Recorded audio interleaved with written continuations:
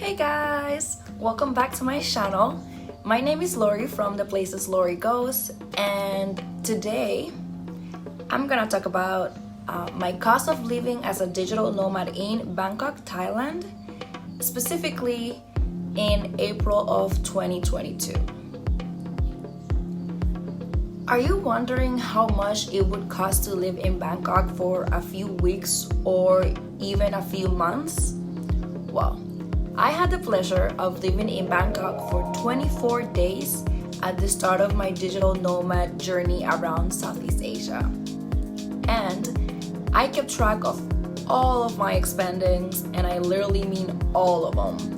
From credit card charges to cash spendings, I made sure to document how much each meal, shopping, accommodation, taxi fare, and everything in between costs. Mostly as a way to keep track of my own spendings and my budget while I'm living abroad, but also to be able to share my knowledge and my experiences with you. Obviously, each person would probably spend different amounts based on their habits, but as a budget traveler living off of my savings and traveling slowly around the country, I try to spend as little as possible but still be able to sightsee, eat delicious meals and enjoy my life abroad. So I separated my spendings into 10 categories.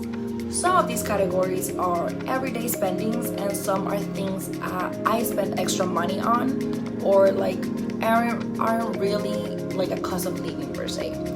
But so now I'll explain each category in more detail. First category, it's my flight from LA to Thailand, which came out to $481 US. This is the cost of just a one-way flight ticket from LA to specifically to Bangkok.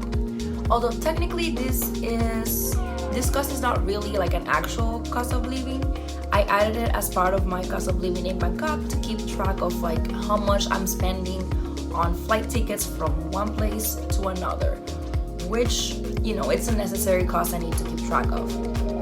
But this cost will definitely depend a lot on where you're coming from and if you're only buying a one-way ticket or a round-trip flight. Second category, it's extra flights, which came out to $117 US. So this is one of those categories where I spent extra money because I wanted to, not because I needed to. So while I was in Bangkok, I flew to Phuket for about 24 hours, and then I went to Chiang Mai for about 30 hours or so before returning back to Bangkok. Now, I did this to check out the cities I planned on living in later on before I actually moved there for a longer period of time. Also, I was traveling with my mom for the first 10 days of my trip, and she wanted to visit them as well. So, if you plan on flying around Thailand, you could potentially expect to spend a little bit more than necessary, but honestly, these places are so worth a visit. Third category is transportation, which came out to $150 US. So my transportation costs are mostly taxi fares. These include back and forth taxis from my hotel to temples, markets, and other areas in the city, as well as the taxis I would take to and from the airport. I didn't rent a motorbike or a car, and I didn't really use the public transportation too much since I didn't live near a subway station. But I also walked a lot to nearby places to eat and sightsee, so I did save some money that way. My fourth category is long-term accommodations, which came out to $340 US. So long-term accommodations are the hotels or Airbnb I stay at for the most of the time I'm in the city. In this case, I stayed at the Grand China Hotel in Chinatown in Bangkok. The actual cost of 23 nights at the hotel was $628 US, but my mom insisted on helping me pay half of the amount since she was gonna stay with me for the first 10 days, plus because she's awesome and she wanted to help me cover some of my expenses. So this particular cost will vary depending on which area of Bangkok you stay in and if you're sharing the cost with someone else. Fifth category, it's gonna be hotel getaways, which came out to only $40. So as I mentioned before, while I was in Bangkok, I traveled to Phuket and Chiang Mai, and I stayed one night in each city. The cost of both nights was around $80 total, but since I split this cost with my mom, it came out to $40 each.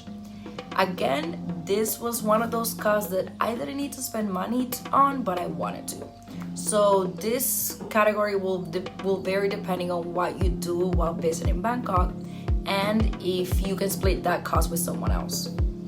Sixth category is food, which came out to $330.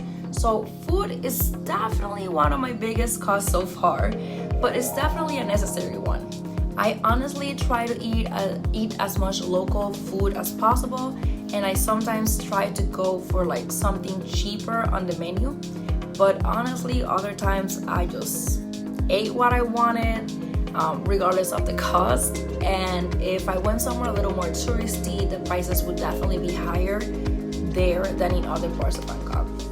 But with that being said, the average cost of my meals was around 200 Thai baht, which is about $6, with most of them not even passing 300 Thai baht, which is $9. Part of this cost though also includes beers or cocktails I would have with my meals, as well as all the non-alcoholic drinks like water, coffee, and smoothies. Also, since I didn't have a kitchen, I literally had to eat out almost every meal except like the occasional cereal breakfast I would have in my hotel room, which I think I still added in this cost. So seventh category is alcohol. Alcohol came out to $40, and as I mentioned in the food category, some of the alcohol costs were just added to the full meal and not individually.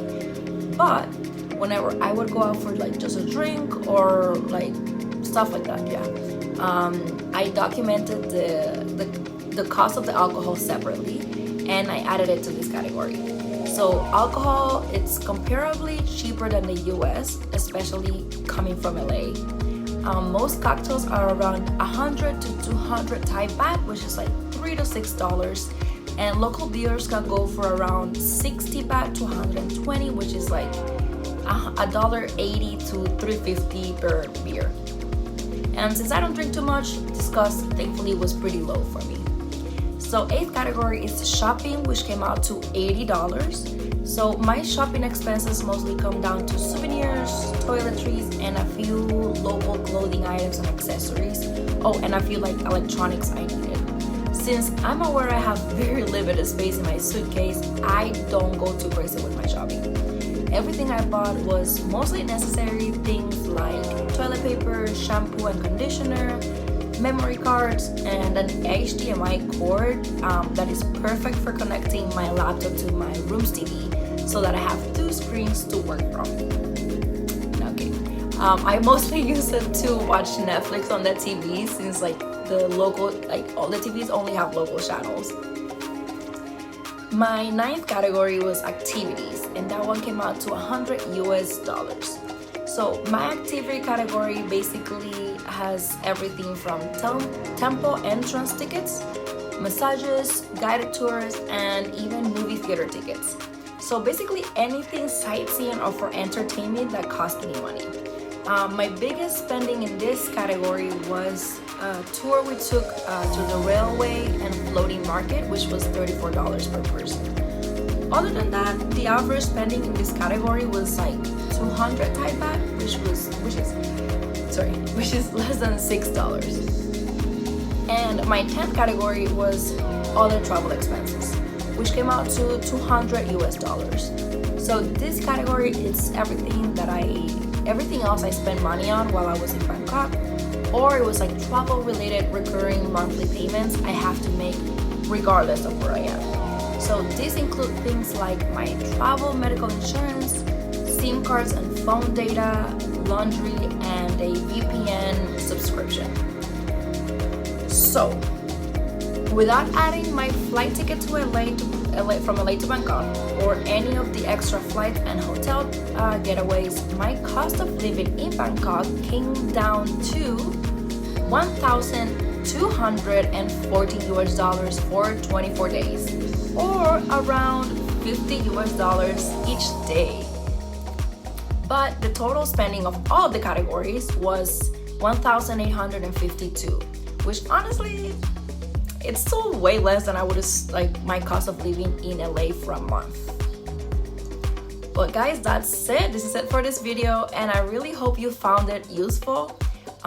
Like always, thank you for watching, and don't forget to like this video if you liked it, of course, and subscribe to my channel for more digital nomad and budget travel content. See you guys on the next video. Have a good one.